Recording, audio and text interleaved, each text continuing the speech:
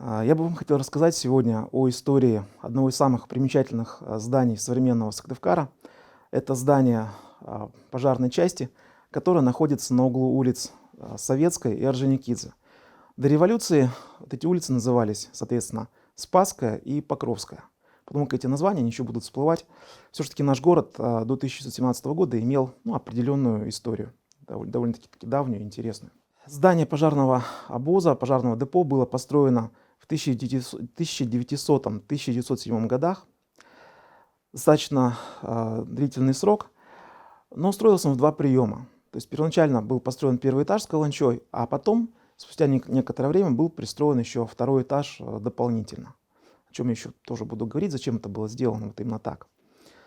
И по отзывам в губернской прессе вологодской, строительство вот этого нового здания было довольно-таки важным событием, поскольку старое здание пожарного обоза, оно уже было ветхим. Ну и, собственно говоря, кроме того, каланча, которая там находилась, она не позволяла видеть весь город. То есть была такая проблема. Поэтому надо было строить новое здание с более высокой каланчой. Кстати, высота каланчи нового здания была 11 метров. И для Усесольска того времени это было довольно-таки высокое здание. С ним по высоте могли соперничать только колокольни соборов, которые находились в современном Кировском парке, да, пожалуй, на Стефановской площади, Стефановский собор.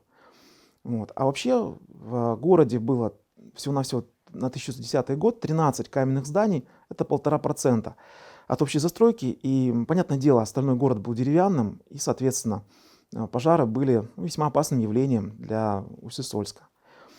Вот. Пожары в нашем городе случались, порой они были довольно-таки значительными. Собственно говоря, один из самых известных произошел в 1812 году.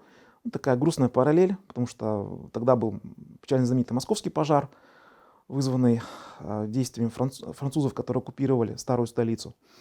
Ну, а у нас, в общем-то, тут были другие причины, но последствия разрушительные были и там, и там. У нас сгорел архив, и, в общем-то, теперь документы Усольской городской думы до 1812 года, они сохранились очень в плохом числе, их мало. Это вот такая проблема. И буквально в 1813 году власти уезда Усольского озаботились тем, чтобы в городе наконец-то стала вестись борьба с пожарами. Был нанят трубочист, потом был заключен контракт с одним из мещан, который должен был на своих 2 лошадях являться к месту пожара и принимать участие в тушении. Затем в Петербурге купили пожарную трубу, либо, по-другому это называется, ручной пожарный насос. Правда, он был довольно-таки ветхий, как выяснилось. Все-таки столицы его, наверное, часто использовали. Затем, через некоторое время, были закуплены еще 2 трубы, 2 насоса, всего их у нас оказалось 3, но были они в состоянии неудовлетворительном. Как заметил путешествовавший по губернии исполняющий должность губернатора, чиновники обычно перед назначением или сразу после назначения объезжали веренную территорию с тем, чтобы лично ознакомиться. Так вот, исполняющий должность губернатора Болховский в 1836 году заметил, что, во-первых, он приехал в июле, а пожарный обоз был не на колесах, а на санях. Это сразу его возмутило. Он даже написал, что осмелились представить в июле на санях, и сделал выговор городскому голове за это. Вот. Ну и были другие причины для гнева. Дело в том, что трубы были ветхие, войлочные щиты, которые служили для защиты огнеборцев, также оказались ветхими. В общем, все надо было ремонтировать и заменять. Вот. И кроме того, надо было сделать добротную бочку большую, потом 20 ведер для личного состава. Ничего этого не было. И самое интересное, что когда уже зимой, уже вступивший в должность губернатора, снова запросил сведения о том, что было сделано, то, в общем-то, выяснилось, что не было сделано ничего. Вот. Ну, правда, все-таки то, что уже была зима, это немножко спасло, поскольку обоз на санях для зимы был более актуален, чем это было летом. Вот такой вот интересный момент. И на рубеже веков было решено построить новое каменное здание, которое было бы лучше, которое бы соответствовало целям борьбы с пожарами. Вот. Причем здание строилось по общественному почину, люди сами собирали материал для строительства. Проект был заказан губернскому архитектору. Для строительства были наняты мастера из Сольвычегодска, поскольку у нас город деревянный, край, где, в общем-то, много дерева, и традиционное строительство было именно из дерева. Вот, поэтому приходилось нанимать мастеров со стороны. Соответственно, работы были быстро завершены. К октябрю 1901 года здание было построено. Но у него был только один этаж. Денег на второй этаж не нашлось. И только к 1907 году появился государственный орган, который страстно желал переехать в новое помещение, каменное, прочное, где можно было хранить казну. Это было Усольское уездное казначейство. Оно выделило деньги. На них был настроен второй этаж.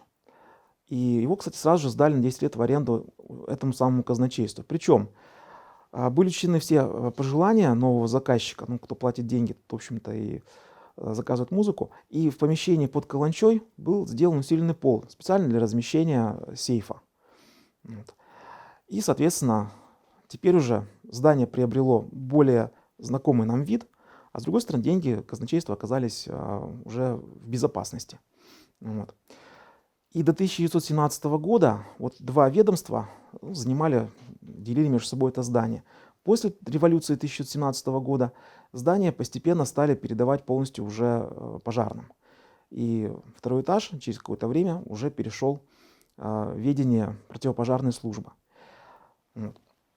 Что касается вот этого самого здания, да, оно стало и одним из самых таких заметных зданий в городе.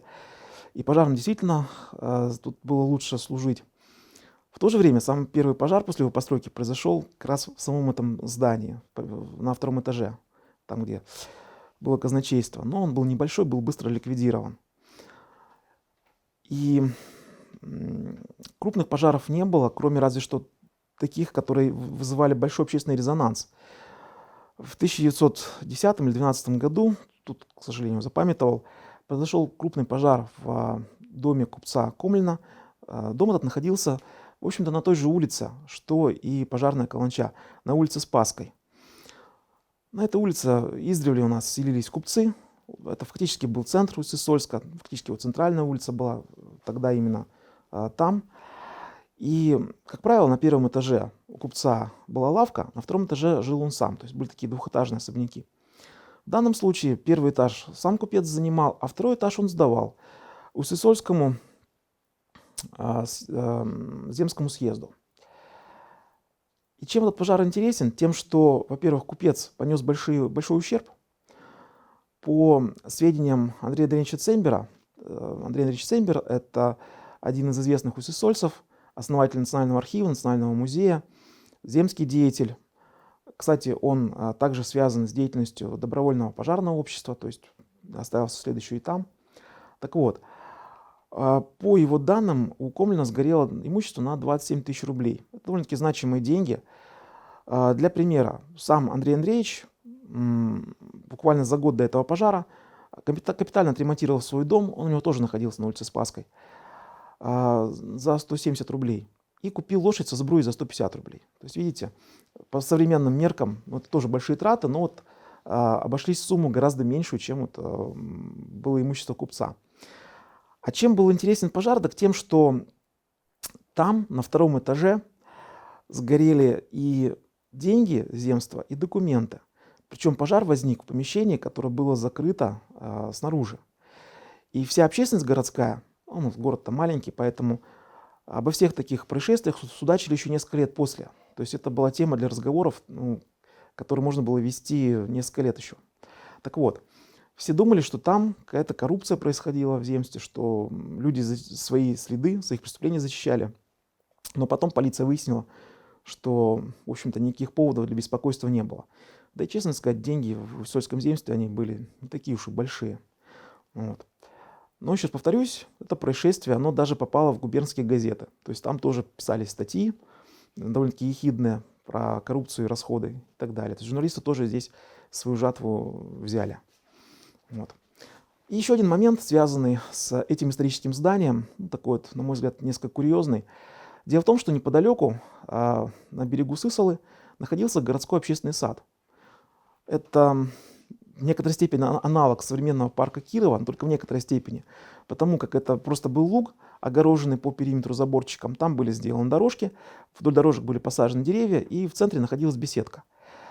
Такой сад должен был быть в каждом городе себя уважающим. У нас все-таки уездный был город, поэтому посчитали необходимым это сделать. Но поскольку Усть-Сысольск был городом очень специфическим, собственно, городская застройка, она охватывала очень небольшой квартал в современном городе. А формально к городу относились и некоторые деревни. То есть по территории он был большим. А застройка городская, она была очень компактная, небольшая. В общем, людям было где гулять, и этот сад не пользовался популярностью. Поэтому его передали пожарным. А хозяйственные пожарные что придумали? У них все-таки был обоз. У этого обоза были лошади, как автомобилей еще пока здесь на службе не было. И, соответственно, лошадям был нужен простор, потому как лошадь, которая стоит постоянно в стойле, она все-таки теряет мышечную массу, и, соответственно, животным необходима физическая активность. Поэтому на этом лугу паслись пожарные лошади. Вот. Это такой небольшой курьез. А что касается самого исторического здания, то в 1975 году оно было серьезно реконструировано. Автор реконструкции — архитектор Ракин. С северной стороны к историческому зданию была добавлена большая пристройка. Туда вынесли гараж. Там, собственно говоря, автомобили стали размещаться. А историческое здание было перестроено. Вот эти вот выезды для автомобилей, раньше для лошадей, были перестроены. Там теперь вместо ворот появились большие витражные окна. Главный вход был также заложен, и его перенесли немножко в сторону. А кроме того, каланча была немножко изменена. Шатер был немножко перестроен. Он стал более выразительным. Также были добавлены часы. То есть раньше их не было, теперь появились часы, которые показывали время. И эти часы играли мелодию. Это песня Якова Перепелицы «Мой Сыктывкар». У часов отдельная история. Они долгое время работали, потом ломались, их восстанавливали, в том числе сотрудники пожарной охраны. Вот. И уже в 2010-е годы примерно часы были вновь реконструированы, отремонтированы, мелодия была записана в цифре, сейчас передается именно в цифровой версии. Вот. И кроме того, еще такая деталь. На площадке вот этой каланчи, она сейчас закрыта от ветра, там был поставлен манекен в пожарном облачении, и, в общем-то, он изображает пожарного, который смотрит на город. По-моему, у него даже есть свое имя, его Яшей называют, если память не изменяет. Вот такое вот интересное историческое здание, которое, в общем-то, украшает город, и мимо которого мы порой проходим чуть ли не каждый день, не замечая его. А между тем у него была очень интересная, своеобразная история. Спасибо.